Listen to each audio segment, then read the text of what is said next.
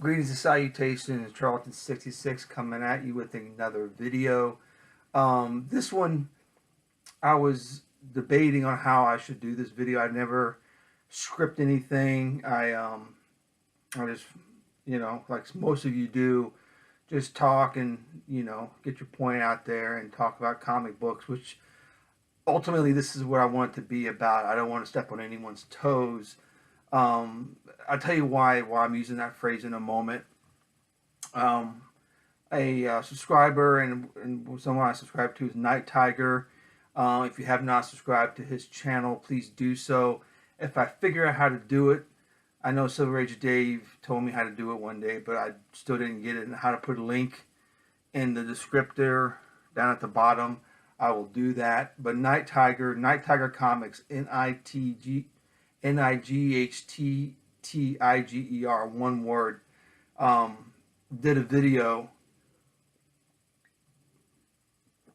and I gotta say, you sir, if you're watching Nighttiger, and anyone who watched the video or going to watch the video, he knocked it out of the park with some of his selections, but one in particular, and that's what I want to talk about. That's why I don't want to step on his toes. It's his book, and I don't, want to go into detail about his book, and he already presented it, but I'm really taken aback by it. The book in question that I'm going to talk about and got me, want to show some Golden Age books too, was because the book is called Very Best, Veri, which is very curious on the spelling of very, Veri, Very Best Surefire Comics. First issue, and it's scarce. He got a copy. It's a legendary find as far as I'm concerned. I'm a guy who likes the obscure, bizarre stuff, things you just can't find in the wild that much, things that can be talked about that you don't see all the time. I mean, Amazing Fantasy 15 is what it is. We all know what it's about. It's been reprinted a million times, but we see them. I mean, we were all held one. But to see comic books like this Very Best Surefire Comics #1 that I've never seen before, I think it's just awesome. My hat's off to you, Nighttiger. I want to put more in the comments when I comment on the video, but I was lost at words. So you hit it out of the park. I envy you in that book. That's very, very awesome. I'm very happy for you that you have that book in your collection.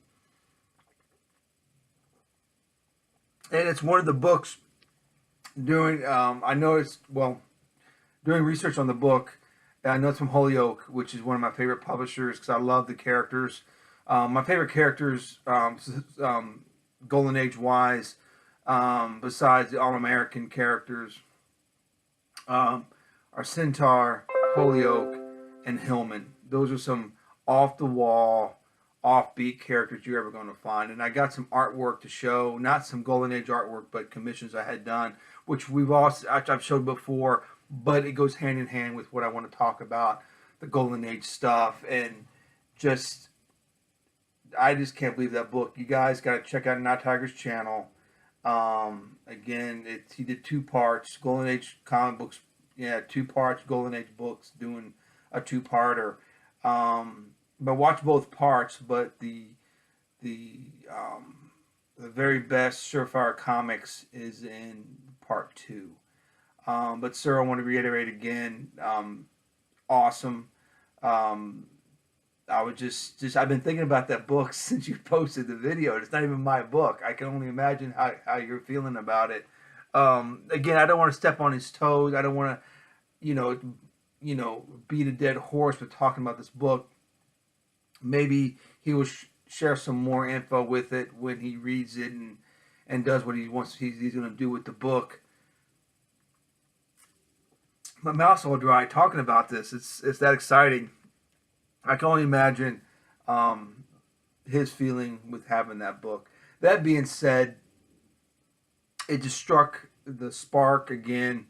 The fire that's already there for the Golden Age stuff, particularly the off-the-wall, offbeat, unusual Golden Age characters. Say what you will about them, goofy stories, drawn goofy, whatever you went, but there's a charm to them, and it's a certain coolness about those characters.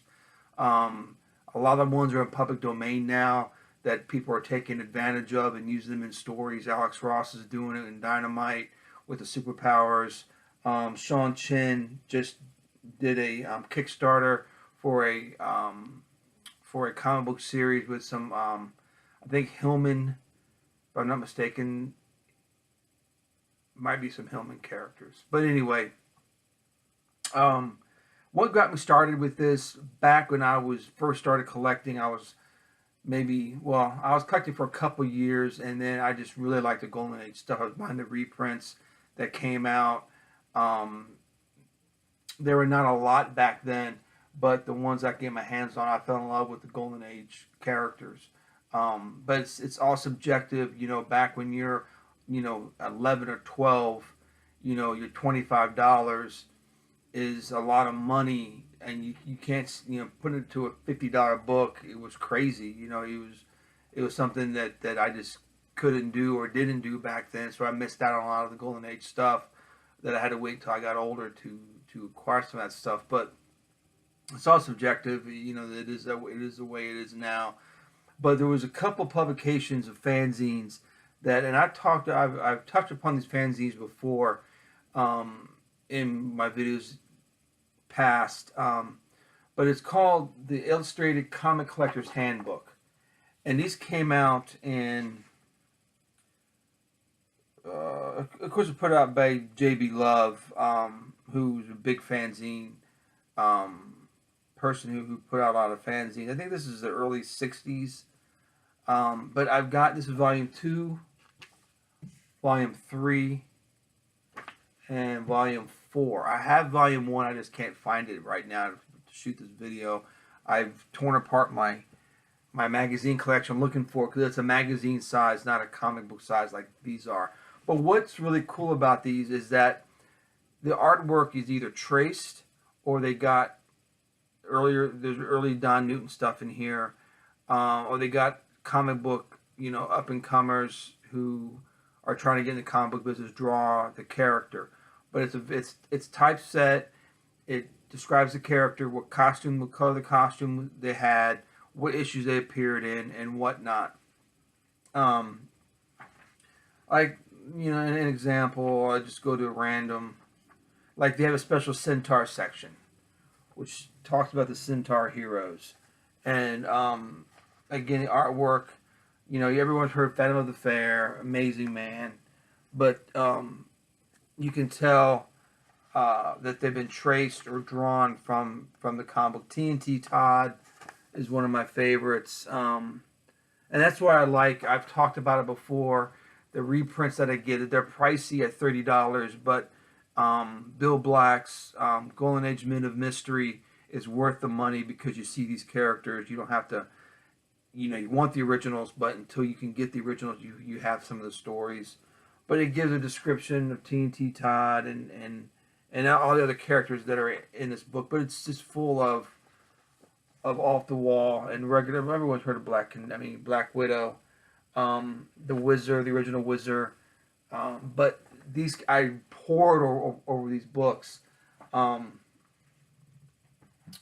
Volume 3, the same thing. I think it's got some early Don Newton stuff in this, but it's got just, this is from 1968, Volume 3. But I poured over these books. I've had them probably since 1978, and I bought all 3 of them at the same time, and it made me fall in love, particularly, like I said, with the offbeat heroes. So, Holyoke is one of my favorite companies. One of my favorite characters is the Hood, which is just a phenomenal drawing. That's probably it says Alan Mandel, but it looks like Don Newton to me. Might have been who created the character.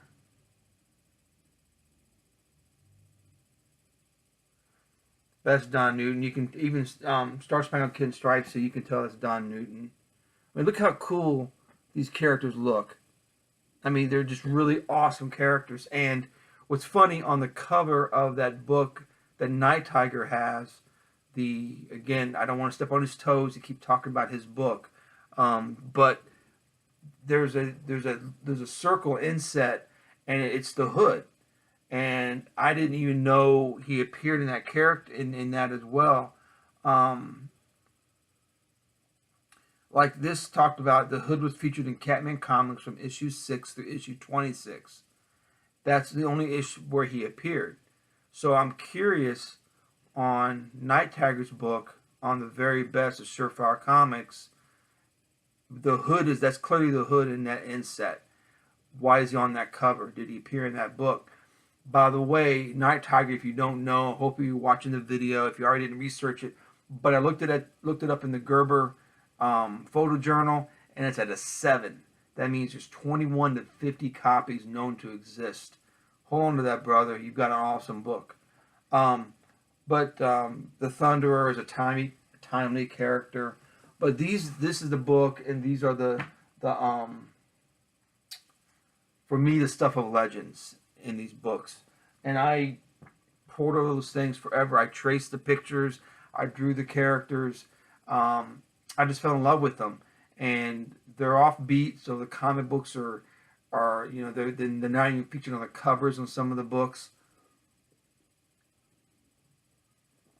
So to find the books, you got to find where they appeared in. And these volumes are awesome because they tell me where they appear and where I can get them. So on that note, two of my anything from Hillman I like. So this one is Clue Comics. It's got Microface, which is in this. This is the issue right here.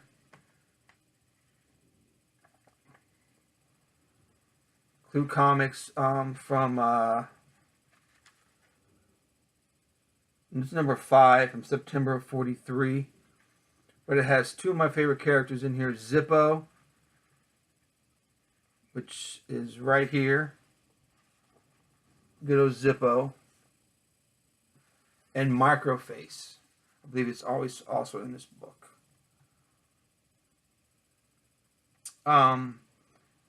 It's those characters that you don't see all the time. They're not reprinted. Other than, there's Microface, which looks very cool. But the only thing he can really do is change his voice with his mask and see at night, if the lights are out, with his mask. But very cool character. Like Zippo, I had a commission done, which I showed a while back, of Zippo right there. Zippo in all of his glory. Again, there's characters you don't hear about, but, off the wall, off beat, give them to me. I'll take them every day. That's Zippo right there. So, again, it's one of those books that when I find it, I'm going to get it. Again, Boy King is on the cover. Zippo and Microface are nowhere to be found. And then I don't even mention them on the cover, which is great about these Golden Age books. You don't know what you're going to get until you open them up, and sometimes it's really exciting on what's there. Again, I'm still going back to the obscurity and the coolness of some of the characters. Another one that comes to mind is Skyman. Number 3, classic cover, Ogden Whitney. I like this character a lot. I like his look. I like his concept. He flies in a big wing. Has gadgets and stuff, but pretty cool character. Again, I liked him so much. Bob McLeod, I had him do a commission for me of Skyman, which I think turned out very, very well. I would love to have all the Hillman, Holyoke, Hillman, and Centaur characters have commissions done. I think at this year Baltimore is going to be another Hillman character that I'm going to get done. Another one of my favorite Golden Age books. Again, seeing Nighttiger and getting talking about Golden Age books. I wish we can chat and talk about Golden Age comics all night long. Particularly the obscure ones. I can go on and on about that. But one of my favorite Captain Arrows that I have is number 22. It's got an LB Cole cover. This is my only comic book that I've got an LB Cole cover for. I don't have any other comics, believe it or not, with the LB Cole cover. And it's, as far as LB Cole covers go, it's really not that exciting as his usual covers. I mean, the aesthetics are cool. I like that it's got a very cool Art Deco line with the planes coming down and around, very Art Deco look to it. But as far as LB Cole, we all know what LB Cole can do with a cover, and this is not, not really one of the most exciting covers. But I just wanted to, it's been 15 minutes now, almost 16. I just wanted to reiterate how awesome Nighttiger's video was, and I just want to say, sir, I praise you on that purchase. I just wish that hole on your cover wasn't there. I wish the cover was a little bit more complete for you. But to have it in your collection in any condition, it's awesome. Again, it's a scarce book. Congratulations, and anyone who's not seen it needs to look it up and take a look at it. They take a look at it, not just that one particular video, but all of his videos. Nighttiger knocks it out of the park with his videos, like a lot of people do. But this particular video, I just really want to talk about his particular book. And again, Nighttiger, if I stepped on your toes, I apologize about your book. I just wanted to talk about it and let people know. Maybe I might have 1 or 2 subscribers that don't know about your channel, and maybe go over there to check it out. So anyway, sir, this beer is for you. I say cheers and awesome. All right, sir, and everyone else who's been watching, I appreciate it. I appreciate everyone's subscriptions, everyone's comments. I appreciate my new subscribers. I'm up to 350 now, I think, which I'm taken aback by it. I appreciate what everyone does, what they say, the interaction. I met a lot of good friends on here. I consider them friends. This day and age, their virtual friends are it is what it is. It's one of those things. You never met someone, but you know how they are. You met them on the YouTube. You met them talking about their books, about their comics. You know the type of person they are. So that's that. So I appreciate everyone, and you guys take care and have a good rest of your week.